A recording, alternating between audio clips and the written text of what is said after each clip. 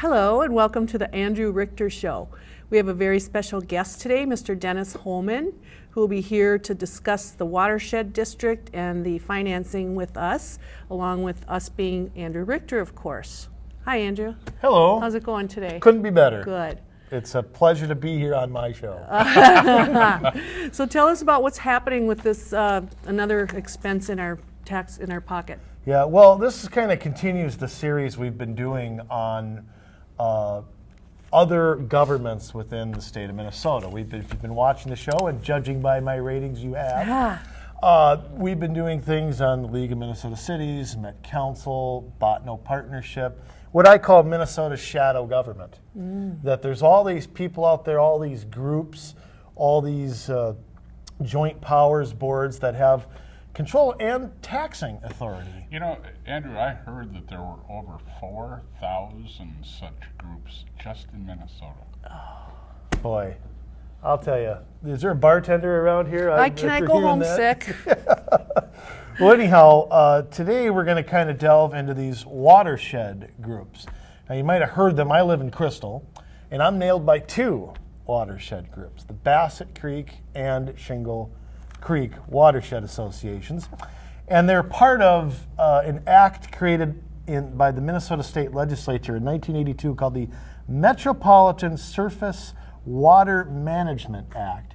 And this set up watershed districts only in the 7-county metro area. We don't have water. Is all the water just concentrated in We got that 10,000 area? lakes in 7 counties. Yeah. And it is designed in greater Minnesota, from what I understand. This is used mostly, it's either controlled by the DNR or it's controlled by the county or the cities or the townships. There's not a separate group to do it.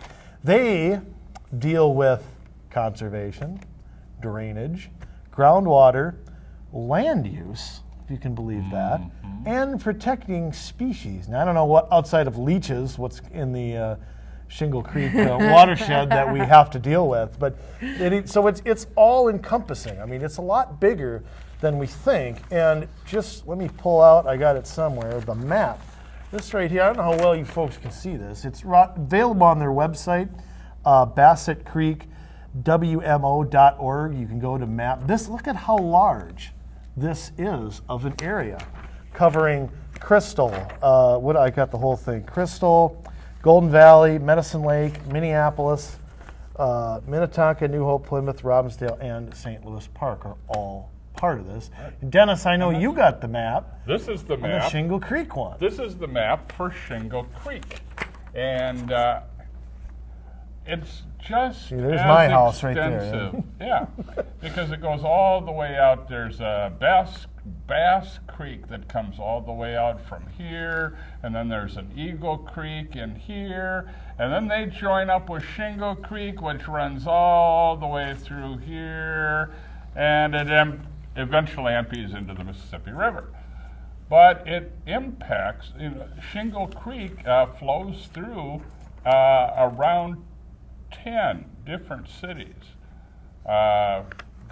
So to manage this mighty flow of water, we've had to bring together the Brooklyn Park, Brooklyn Center, Crystal, Maple Grove, Minneapolis, New Hope, Osseo, Plymouth, and Robbinsdale, and they have combined with 5 cities with land in the West Mississippi watershed. That includes Brooklyn Center, Brooklyn Park, Champlin, Maple Grove, and Osseo. So those cities are getting nailed a third time. Right. I'm surprised they haven't hooked up with the Minnehaha Creek watershed. Hey, don't give them ideas. Right? Yeah. Who, by the way, is spending $280,000 to capture dissolved phosphorus in a sand iron filter. Oh. But right, There's a phosphorus problem in Minnehaha Creek. And the other thing too is how much money and power is concentrated into these groups. One thing I haven't been able to figure out is who comes up with a levy, who does the budget, who gets a vote on it. Anything like that is not very clear, either from the city side or from the commission side. And what they're levying, they have levy authority, that's the thing. And what they're levying in Bassett Creek, if you go back to 2007, just as an example, the total assessment levy, because it's done by square acreage. They have a formula, as of course a formula, typical Minnesota, there's a formula for everything. The total in 2007 was $365,000. In 2011, the assessment was $434,000. And for 2012, they're proposing a 6% increase in that basic assessment. Of course, it's not all the money they spend. That's the other kit and caboodle. Just like a city, they have their operating budget and they have their annual financial report where all their assets and liabilities really are. They get legacy money, which is the constitutional amendment that was passed, can't remember what, 08, I think it was. I believe it was. Yeah, which set up taxation for that in the Minnesota Constitution. So all that money, some of that gets filtered. Again, we send our money to the state.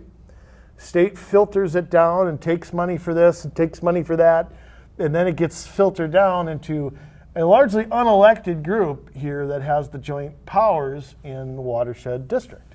I wonder how the people of Plymouth would feel if they knew that they were paying 44% of this cost. 44%. They're kicking in. Well, that was in 2006. Well, now Plymouth and Golden Valley are. God, and it's like tripled. It's quadrupled. Now they're up to 176,000, but it's only half of Plymouth. Look at that. Yeah. So part of Plymouth is paying for 44% of it. Right, and the other half of Plymouth probably has some other watershed from Lake Minnetonka. Yeah, here we go. Yeah. Minnehaha Creek Watershed District. So, you know, they are, again, just like some of these other groups we've been talking about. They're getting money. They are getting funding from the state. They're getting funding from property taxes. And guess when they have their meetings? They have meetings. When we're at work and can't go. They have it at the Golden Valley City Hall, the third Thursday of the month at 11:30 a.m. Oh, good. So if you want to take the day, you know, when 95% of us do this thing called work, if you want to take the day off, you can go to one of their meetings. I'm unaware if they're on television or anything. I doubt it. I've never seen them on. But yeah, if you want to go and challenge them or complain about something, you got to take the day off work to go do it. And then I'm sure typically if you complain about anything, they'll say, well, take it up with the county. You have to talk to the county people. And that's practically impossible to do unless you can afford about $15 for, if you can even find a parking spot downtown, and then go through their metal detectors and even get some FaceTime. You got public transit to take you, don't you? Can't you ride your bike down there? And then try to get FaceTime with your Hennepin County commissioners who already have their mind made up and won't listen to you anyway. Good luck. Well, and it works probably a lot like the cities do, where by the time they have a public hearing, they've already talked about it at their work meeting. It's already been approved. Yeah, it's already, they've done everything but vote on it.